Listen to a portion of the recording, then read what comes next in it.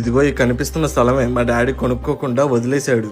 ఏం చేస్తానో నా తలరాత. అదే అప్పుడు తీసుకుని ఉంటే నాకే ఏదో చేదోడు వాదోడు ఉపయోగపడేది. ఏ బాలు, ఇంత సడన్ గా వచ్చండి. అమ్మ నాన్న బాగున్నారా? బాగున్నాను పెద్దమ్మ. అమ్మ నాన్న కూడా బాగున్నారు. మీరెలా ఉన్నారు? బాగున్నాను రా. ఏంటి ఇటు వచ్చారు? ఏం లేదు పెద్దమ్మ, ఇక్కడ ఏదో స్థలం ఉందంటే చూడడానికి వచ్చాము. అవునా, మరి తీసుకుంటారా? ఎక్కడ పెద్దమ్మ, 10 లక్షలు చెప్తున్నారు. అదే మా చిన్నప్పుడు డాడీని తీసుకోమన్నప్పుడు 10,000 చెప్పారంట. ఎక్కడ 10,000, ఎక్కడ 10 లక్షలు? ఇప్పుడు మా డాడీ చేసిన పనికి మేము బాధపడుతున్నాం. అప్పుడు మీ నాన్నకి కుదర తీసుకోలేదనుకో, ఇప్పుడు నువ్వేనా తీసుకోవచ్చు కదా. ఏంటి 10 లక్షలు పెట్టి తీసుకోవాలా? నాకు ఇంట్లో ఖర్చులకి పిల్లల స్కూల్ ఫీజులకే సరిపోతున్నాయి నా జీతం.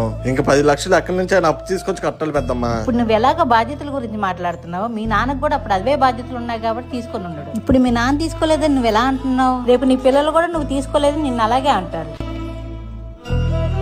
అప్పుడు 10,000, ఇప్పుడు 10 లక్షలు రా. ఇప్పుడు 10 లక్షలే, రేపు 1,00,00,000 రా. అప్పట్లో లోన్లు అప్పులు ఇచ్చేవాళ్ళు ఎవరు లేరు.